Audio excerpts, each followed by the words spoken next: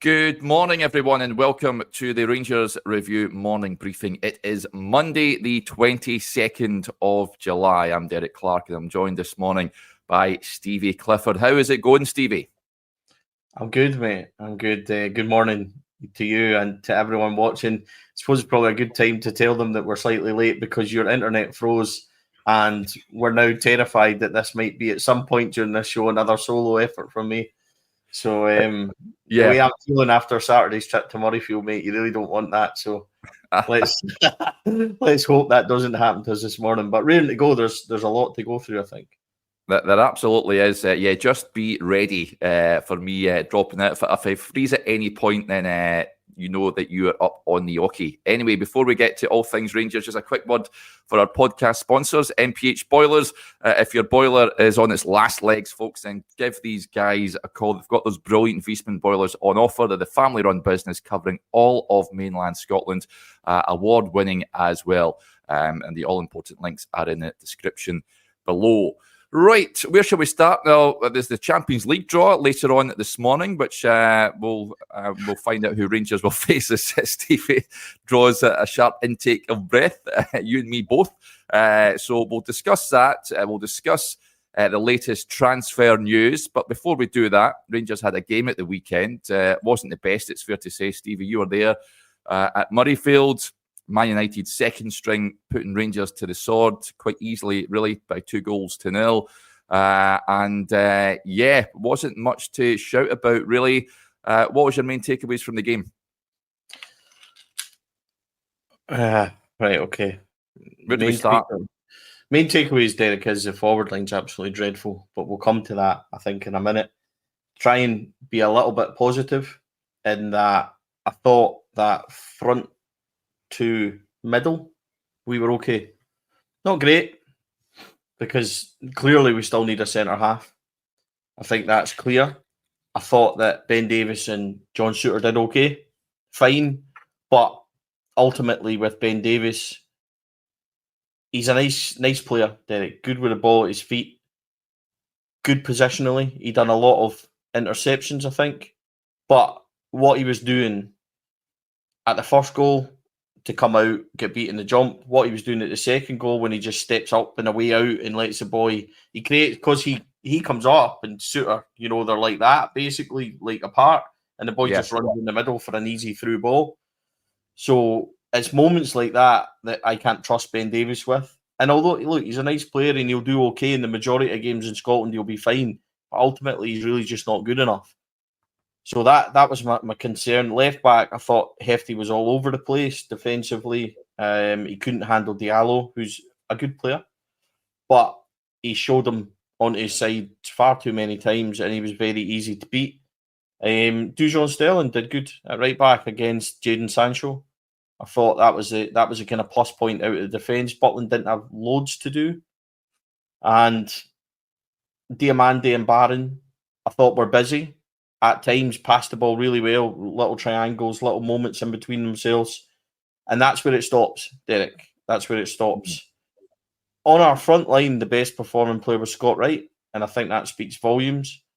Created a couple of opportunities, and, with a better front man, he might have got it. But this is where it becomes really difficult. First of all, you sent me a picture last week of my face when Tom Lawrence was suggested for a 1-year contract extension, and it kind of became a meme with all the boys on the chats and stuff. Well, that's how I felt watching him at the weekend. He's slow, he's turgid, he can't press, he can't get a through ball, he wants too much time on the ball. And Tom Lawrence, look, is a good player, but he's not going to be a good player for us because he just doesn't have the legs and he doesn't have the pace. And I know that, and I like him because he can take a good shot and not many of us can. And I like that part about him. But if you're brutally honest, Tom Lawrence is not good enough for us. He's not mobile enough. And when we're trying to press, right, what happens is, and you've seen it countless times at the weekend, Barron and Diamande are picking up the guys they should be. So Barron was picking up Mason Mount, and that left Diamande to pick up on the other side. But the one that dropped in was always spare and always free. And you could see Barron and Diamande literally screaming for the front two to drop in. and neither of them have got the legs. And that meant that Lawrence was basically in a floating position doing nothing. Yeah. Because he doesn't have the legs to get back and he doesn't have the legs to get forward. So he's just a bit in no man's land. So that can become beneficial. He had a couple of snapshots because he was really kind of just floating about, but he offered nothing. And then further forward, I'm sorry to say, Cyril Dessers was as bad as I've seen him. Touch-wise, control. He looked leggy. He looked off it. And his touch, he was like a pinball machine, Derek. Anytime it got near him, it bounced off him. And simple little 5-yard passes and stuff, he was dreadful. He was absolutely dreadful. Slow, poor touch, didn't bring anything in. If you've got a 9 like that who's immobile, right, put it like that, you at least want him to be able to hold it up, distribution to be good. But there was times where we broke and he couldn't even make a 5-yard pass. And the first goal comes from the fact that we break and he can't roll it 5 yards to Cortez. And Cortez, on the times that he did break, and he was having to track back on the left-hand side, he didn't have a great game. But in the times when he did break and we got into those positions, the movement in front of him, Derek, was horrific. He's got absolutely nothing there. And let's be honest, call a spade an absolute spade. If we're going to Tynecastle in a couple of weeks and we're relying on Lawrence and Dessers, it's going to be a long afternoon. And no offence, Scott Wright on the right-hand side, that's problematic as well. So, yeah, listen, I did not enjoy that performance at the weekend at all. Barron and Diamandi were really the plus points. There was some really good movement between them. They popped it off a few times really well. Little triangles, I really quite enjoyed that. But performance-wise, up until that last third, Derek, really troublesome, really troublesome. There's nothing there. It's powder puff. And there's no energy. And I think that's just to kind of ramble on. I seen you'd frozen there, so I had to ramble a wee bit. No, I'm back. I heard everything, Stevie. Just yeah, I'm sure you were sweating there as a froze. Oh, I was frozen in sweat, just like I was trying to watch his attack on Saturday. I was watching Conor Barron on Saturday quite closely, and immediately thought the reason I already like him is because he's energetic, right? And he brings energy, and he's biting into challenges and stuff like that. Now, I've seen people say that Conor Barron might not be good enough, and he might not be technical enough, and he might not be have the levels that we really need. He might not be as skillful as people in the past, and I think they're right. But how bad is it, Derek, when we instantly like a guy because he runs about? I know. And brings energy? That's the levels we're at. And the issue that I've got with Clement, right, is that Clement is very, very rigid on how he wants to play. So we've got to have a 10. Well, now, carry on, yeah. Yeah, right. So Tom Lawrence hasn't got it. Hadji isn't energetic enough to play how he wants to play. And he doesn't like Todd Cantwell because Todd Cantwell's a free spirit. He wants to go in there and roam about and everything else. Yeah. But the issue with that is he doesn't do a press either because he runs where he wants to run and he doesn't run where the manager wants him to go. And that's the issue with our 10s. We've got no 10s. I'm at the point, Derek, where I would rather watch Alex Lowry just so that I can see if there's anything with him. And I'm not sure that Alex Lowry's really done enough to benefit or to be able to get that chance. But I would rather watch him than watch Tom Lawrence, who I think is just miles off it. You know, and it's just, and people will come on and say, oh, you don't like Tom Lawrence and stuff. It's just my eyes are just telling me that this guy is just not good enough. He's just not pacey enough. And the front line, Derek, look, front line's criminally bad. You know, Danilo, we're going to have to kind of nurture along a wee bit, but already looked, you know, better in the 10-minute cameo or whatever he had. He had a nice bicycle kick. Probably should have not put it straight at the goalkeeper, but at least it's an effort on target and at least it's a kind of snapshot. And I don't want to come on here and blame everything on Cyril Dessers, and it's certainly not, because I think our 10 is badly lacking. And it's not suddenly something, Derek, that I've came up with. We've been going on about a 10 for a long time, haven't we?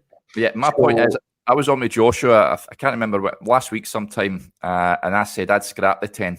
I'd get rid of the 10, Steve. There's no one there to fill that role.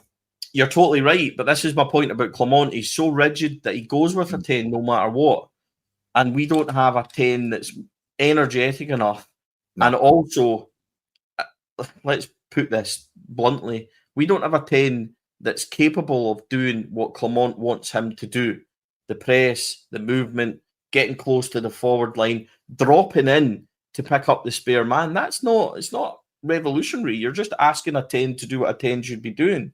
The amount of times that Barron and Diamande were screaming and pointing, drop in, and they just didn't have the legs. So if they dropped in, by the time they dropped in, Rangers maybe recovered. They then couldn't get forward to get into any sort of position. It just, that final third for me, Derek, is massively troublesome.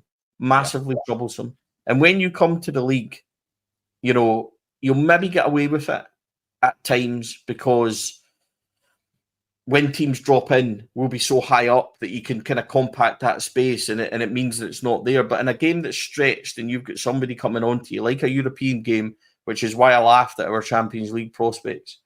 Yeah. You get a game like that where a team doesn't sit in and we can't compress that middle and you need legs to be able to stretch it because Man United weren't deep, right? And they didn't sit in. So they played an expansive game and they were young, they were quick. And that's why we couldn't cope with them because they were properly spaced out. It wasn't all where we could just sit and camp in on top of them. And that's the issue we've got. And if we come up against teams like that, if Hearts, for example, play that way and we go up there with that forward line, it's going to be difficult to watch. And it's just, listen, Cyril Desser's done incredibly well to get 22 goals last year, and I understand all that, but he doesn't pass the eye test. Tom Lawrence will pitch in with the odd occasional wonder strike and everything else, but he's not good enough. Yanis Hadji, Sam Lammers, Todd Cantwell is not part of the manager's plans. He's playing in the B team on Saturday, and I think that tells you all you need to know. Yeah. So we've got real issues with this squad, and we need fixes quickly, Derek, within the next couple of weeks, and then you're needing to throw them in and expect them to do well, and it's just a race against time. I know. It's Listen, I said to you last week, right, and I'm not going to revolutionise anything I said, I'm quite happy with the business we've done, and we shouldn't distract away from what is 6 okay bits of business, and we'll see ultimately how good they are. Yeah. And I said all that, but that's on the provision. And the context to that, Derek, is, and the provision to that is you've still got another 12 deals to do. I'm talking about 6 in, 6 out. And that's where we are. If you say to me, and I said this last week, if we get to the end of August and this is our business, I'm worried. But we need drastic changes to this squad, and probably quicker than I thought. And that was a real eye opener for me on Saturday. A real eye opener. Yeah. We wanted to see a bit of just something to sort of latch onto, a bit of improvement from last weekend against Ajax, but it certainly generated, I think, more questions than answers over the course of the weekend. Sorry, Derek. Sorry.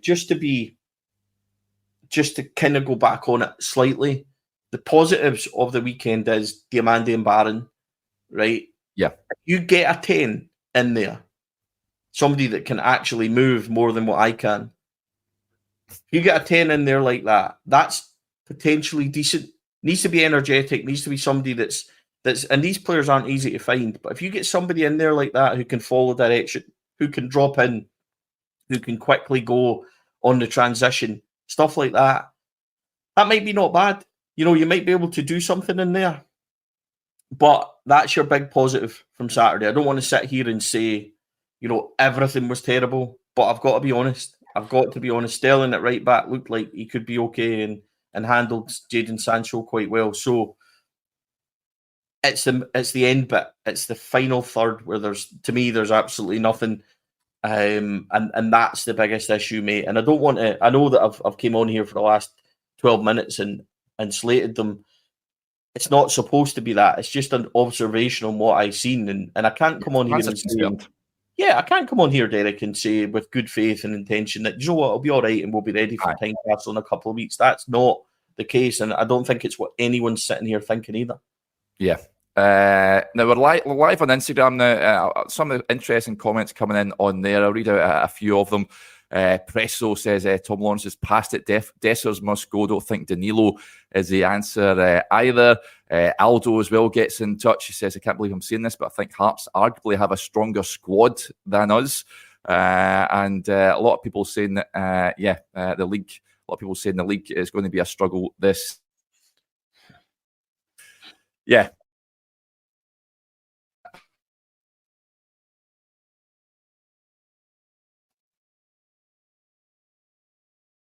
What I would... Derek's frozen, so we knew this was going to happen. I don't know if Derek's still speaking or you guys can hear him, but I'm going to try and go with it. What I would say in the league is what I'm genuinely looking for. There, he's back. Yeah, sorry, Steve. I don't know when you lost me there. Derek, it wasn't quite as quick as I'd lost my enthusiasm on Saturday, but it was quick enough. What I was going to say in response to that comment about Hearts and the league and everything else, look, I'm not going to sit here and sugarcoat this. I think the league's going to be a real struggle if things don't move in the next couple of weeks. Ever the optimist, I think things are beginning to move, and we'll get to that. But if we go with this team at the moment, then it's going to be a struggle. And look, I've battened down the hatches a wee bit, Derek, with regards to August. We go away to Hearts, Motherwell, Ross County, away to Celtic, right? See if we manage to get 9 points out of August, I think we'll want to watch. And it might just be a case of trying to temper our expectations a wee bit. I think 9 at the moment would be absolutely wonderful. 3 wins. And that might sound a wee bit defeatist, but I'm going on what I see. Champions League qualifiers, I'm not exactly looking forward to. No. And that's a real issue. Can we get through the cup game as well? I think it's a case of trying to batten down the hatches a wee bit. We need to go to Tynecastle and somehow get through that. But that might be beneficial if they're coming and we're underdogs, etc. I don't know. I'm grasping a wee bit saying that, but listen, when people are saying, that it's looking dodgy and stuff like that, I think maybe it does, but I also think it can change very quickly. You need 2 or 3 going out and 2 or 3 coming in that's really going to make the difference. And I don't think we should be idly kind of sitting waiting. It's not a case of Connor Goldson's off, right? Let's go and start looking. We should know James Tavernier goes, Connor Goldson goes, Yanis Hadji goes. These are deals that I'm thinking, judging by things that have been said and little bits that's going on, that might be in the offing. If they boys go, you're freeing up 100 grand a week immediately and possibly more. We should be ready to react to that. We should have things in place. No, I know. It's ready to go. And we've been linked with so many players that you're wondering if these deals are in place, that as soon as 1, 2, 3 go, we can just go and move. And you're counting on a lot. You're counting on them turning up and being ready to go, and just, you're shoving them in a team, and after 1 or 2 days training, it looks like. And I understand that completely isn't ideal, but that's the situation, isn't it? Yeah, absolutely is. Right, let's talk transfers then, Stevie, because big rumour yesterday, of course, was Connor Goldson was charting a private jet over to Cyprus, and it sparked a bit of a few rumours suggesting where is he going. I was informed to see rumours last night that, and I know that the Aris Limassol, Connor Goldson was a target for them that went quiet the last couple of weeks, so I'm not entirely sure if that is a move that I could see happening, but I know that they are keen on him, but he's heading out to Cyprus. And now if he's heading out to Cyprus, Stevie, at this juncture, I don't think it's for a family holiday. No, it's not. I was going to say something funny there, but it's not really worth it because nobody's looking for a joke at this moment in time. What I've heard, Derek, is he's flying out to take a medical, but it doesn't necessarily mean that the team that he's flying out to plays in Cyprus. Yeah. I'm waiting to find out more. If he's at that stage, that means we've accepted a bid. That means he's accepted a contract. You don't do a medical before any of that happens. So we're well down the line. And you'll know the amount of times, Derek, that I've kind of maybe confirmed things online or whatever else. The medical's the last thing. Your medical comes just before you sign the deal. Yeah. And it's normally a medical down south for us, and then the boys drive up and then they do their media stuff and things like that. So if he is away out to do a medical, and it's all speculation at the moment, it's all rumour and it's things that we might be hearing, then he's close to the door. So, and if you consider James Tavernier's situation, which James Tavernier is subject to a bid being rejected, and they're going to come back in again, judging by the reports for that over in Turkey and things like that. If he's at the stage where he has got there also, then, accepting contracts and waiting for bids and stuff, then that's also close. And then you consider Yanis Hadji's agent at the weekend. Now, I know he's a bit of a blowhard. He speaks a lot, Yanis Hadji's agent. Yeah. But he also said, he speaks a lot, doesn't he? But Yanis has got a year left in his contract. And he's basically said that, he's on a lot of money, but there's loads of teams in for him and want him, and he's not expected to go back to the Rangers. If that's the case, then, that's close within the next couple of weeks as well. I would say that I was under the illusion that Yanis Hadji had 2 years left, but apparently he's only got one. And with that being the case, you might end up having to accept, and people will shout at me for this, but you might have to accept a lot less than what we were maybe looking for. I was looking for $3 million for Yanis Hadji. Yeah, you might have to accept half of that if we're lucky, just to get him out the door. So the biggest issue we've got is, once these guys go, they're the most obvious ones, I think, that we can try and get out the door. It's Shifton, Dowell, Lawrence, Lammers, Scott Wright, Rabbi Matondo, these guys that are your middle ones. It might be a case of you shift 3, 4, 5 in this window, and then January and next summer you move the other ones. So this isn't a project, maybe, and I'm trying to spitball and just look at all options. This might not be one we can do this summer. I still think there's a lot of business. I still think a dozen deals in and out is realistically where I want to be. And I think the squad needs that. But see, when we do get the chance to spend money, Derek, and I mean this, it has to be right. I know. We have to, whoever we've got waiting to come in as our number 9, Christ, they have to be mobile. They have to be able to finish. They have to have a touch. And that 10, is a position as well. There's so much wrong with that squad that how do you prioritise? Like, we need a spine, you need a centre half, you need a 10, you need a 9, you need some wingers. You know what I mean? You need there's so much business there to be done. You need 5 guys coming in and being able to click and hit straight on, and that's so difficult to do. But we've got to do it. Otherwise, see, everybody is saying we're struggling and sitting here like the prophet of doom saying that, we're looking bad and everything else. That's the conversation that we're going to be having in a month's time, in the middle of this August, going to Parkhead saying this is going to be really difficult to watch. Never mind, to go and play and to actually watch and survive this. So that's the situation brutally that we're in. And it needs some strong, decisive action. The board have to support Clement. That's the long and short of it, is that he is on a hiding to nothing with this squad, and he needs support. And calling them out a wee bit, we need to find a way to give him that, because if you're sending him into battle with this squad and with these players, then we will fail. He will fail, and the same managerial situation will become obvious. Yeah, at the end of September, when everybody's going mad because we can't pick up wins, because he's basically trying to polish a turd. Excuse the French, but this squad is awful, Derek. And I've long since said to you, and this isn't a change in tact, and I've sat here and people will have read it and they will have listened to me saying that, we joke about Clement having a magic wand, or as he calls it, a magic stick.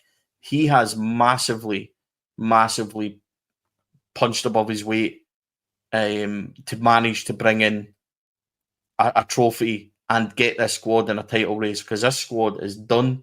It's beyond done, and it needs massive, massive work to it. Things can change quickly, but it's going to need a whole lot of luck and a good end to that window to make that happen.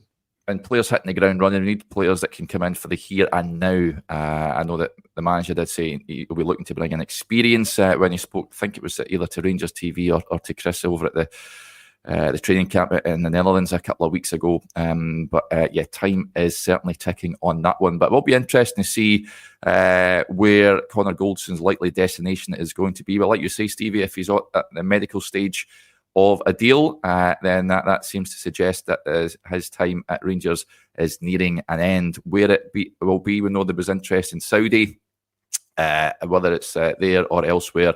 who knows? But yeah, we'll keep you posted, folks, as soon as we find out what is going on with regards to that one. Lots of comments coming in, as you can imagine. Freddie Faulkner, with a point here, says, are we trying to sell Cantwell too? Todd Cantwell is someone I think would you be surprised to see him being part of the squad in a couple of weeks going to Tynecastle, Stevie? At the rate we're selling players, no. But I would be surprised if Todd Cantwell had a long-term future at Rangers. I'd be surprised if Todd Cantwell survives past this window. I think it's quite obvious the manager doesn't like him. Yeah. I think it's quite obvious that even in little altercations that they've had, that he's not his biggest fan. So I think it's a real shame. Todd Cantwell's a guy I like. He's a player that I like, but he clearly doesn't fit in to what Philip Clement is trying to do. I would have liked to have seen Todd Cantwell with a semi-competent striker in front of him who could actually make a run, who could finish, who could control. I don't think he's had that.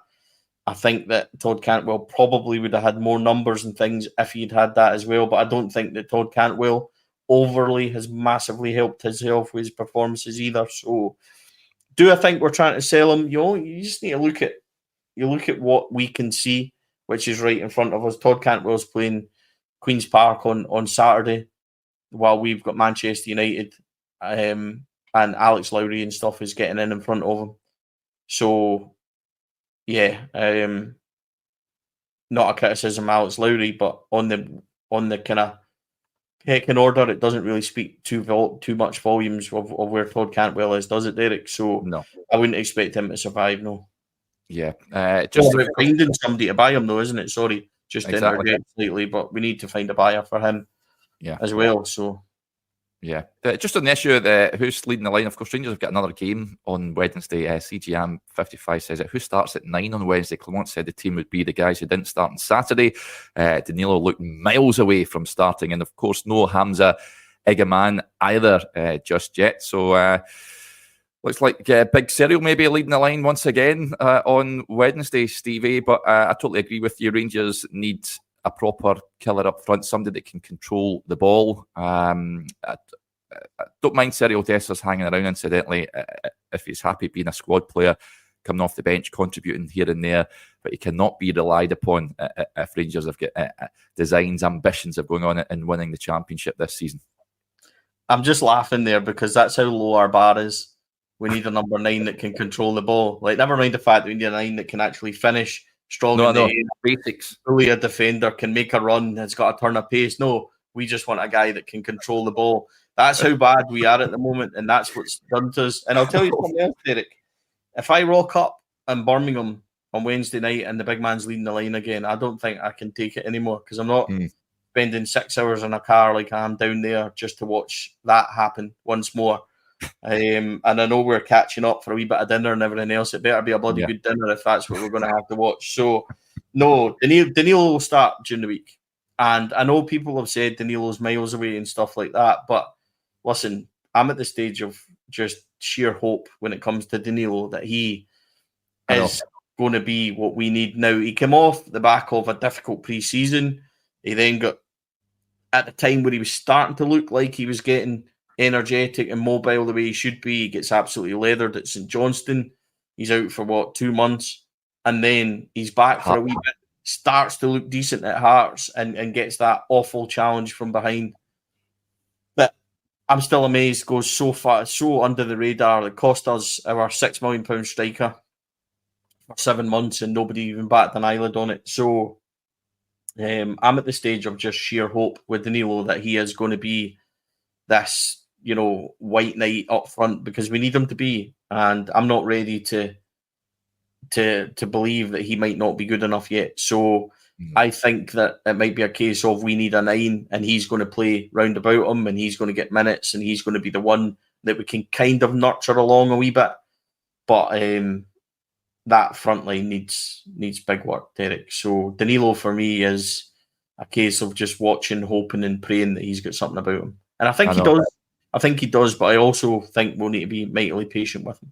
Well, I'm concerned the injury is going to affect him. I know when he gave that interview to Chris, I urge you to check it out, folks. It's over on the website. He spoke about sort of second guessing himself because his knee. And I just hope that I've seen so many players at Ibrox suffer knee injuries and they've not come back anywhere near the same level that they were playing at beforehand. So I just hope that Danilo bucks the trend and he can hit the ground running and bang the goals in. But jury's certainly out on Danilo, there's no doubt about it. Scott B gets in touch. When is the Champions League draw? I think it's 11 a.m. This morning. Scott, now this is who Rangers could face in the third qualifying round. Cheer us up, Derek. Get the teams up. That's it. So Rangers are seeded, which is a good thing, I guess.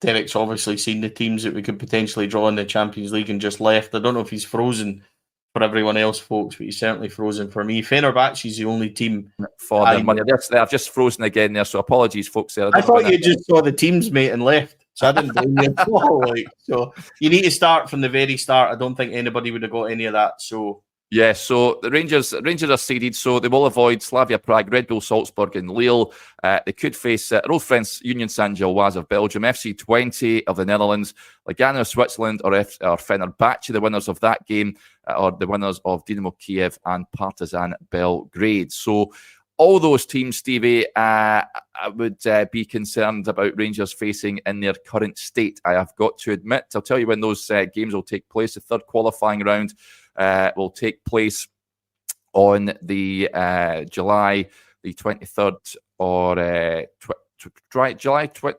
When is it? July. No, better not be July the 23rd. That's the Lugano, Fenerbahce and Partizan. Dynamo first legs are this week, the 23rd and 24th. Second leg next week.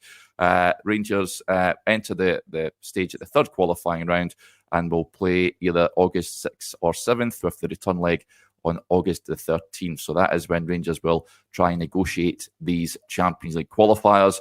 But I think it's going to be a tough task, Stevie. Oh, well, that's stating the obvious a wee bit, isn't it? So, yeah. Listen, without sitting here I can only be honest. I think it would be disingenuous to sit here and try and tell everybody that we've got a chance or it would be good and everything else. And any of those teams would beat us. Any of them. And I think that we're so painful in the last third that we would have trouble getting anything out of anybody. There's the old adage that we might have been able to take them back to Ibrox with a close defeat or whatever and turn that over and get the crowd going. But is it going to be the same at Hampden? I'm not sure. There's the same kind of electricity there. I'm not sure. I just think that there's a level of, I don't know if it's realism at the moment with what I saw at the weekend, but it was just, look, we got beat by a bunch of kids off of Manchester United, a bunch of reserves, and you looked at every one of them and you thought to yourself, yeah, I would take that wee guy on loan. I would take the boy Hannibal straight away. You know, you would sit him in, no bore. You would take that striker. Because do you know what? Do you know what was so lovely about that goal that they scored? The movement of that young lad up front. Hugo, I think, scored the second one. The movement of that lad, his run, first time finish, Derek. Didn't bother, no trying to round the goalie 18 times or take on the boy or chop back in, left, right, centre. Just leathered it and off the bar. It was beautiful. Wee bit of pace, wee bit of movement, wee bit of running. And I just thought to myself, that's the level I'm at where a reserve guy from Manchester United can do something that I've not seen my striker do in so long. And you reverse back to the first half in that game against Manchester United when Cyril Dessers couldn't beat Johnny Evans in a foot race. Mm-hmm. So that's the difficulty I had. But that's the stage we're at. And if we can't do that against a bunch of inexperienced kids, Will Fish on loan at Hibs last season who dominated and stuff like that, if we're at that stage, Derek, then forget about this Champions League draw. Let's just be clear about that. You know, Clement's taking us in there and he's not only got two hands tied behind his back, his legs are tied, his whole body's tied up by the situation this is. So I expect absolutely nothing. If you end up getting somebody like Fenerbahce and Mourinho, it could be extremely painful. Yeah. I was going to say I'm looking forward to it, but yeah, a tad apprehensive, I've got to say. Yeah, they're going to be tough hurdles for Rangers to pass. Of that, there is no doubt. Right, before we go off, Tensel says, Derek, sponsored by Dessers & Co. Wi-Fi Services Limited. Nearly get to finish your Zoom, but not quite. So, yeah, we love a bit of comedy on the show. But yeah, apologies for the old Wi-Fi this morning, folks. It's been a tad temperamental over the past day or so. Before we wrap up, just a big shout out. I met a big fan of the Rangers Review. I was at a 40th back in Hamilton on Friday. So big shout out to Big George Shepherd, who I met at Edward Bowling Club, no less. So it was good to meet you, George, and thank you for tuning in on a weekday morning. Right, that'll do us there. Big thanks to Stevie as ever. Thank you to you all for tuning in. I think those of you that are Rangers Review Extra subscribers, I think we'll do a Q&A a little bit later on this afternoon, so we hope you can join us for that. I'm speaking to someone tomorrow on Joan Jordan, the Sevilla midfielder that Rangers had a loan bid knocked back last weekend. So we'll get a bit of insight into him, his situation at Sevilla, all that sort of stuff. So that will be tomorrow, so something to keep your eyes peeled for there. And if there's any transfer news breaking, if you hear anything, folks, keep your eyes peeled on the social media channels, the YouTube, and also the website as well for all the latest coming out of Ibrox. Right, thanks for tuning in. We'll speak to you tomorrow. Bye for now.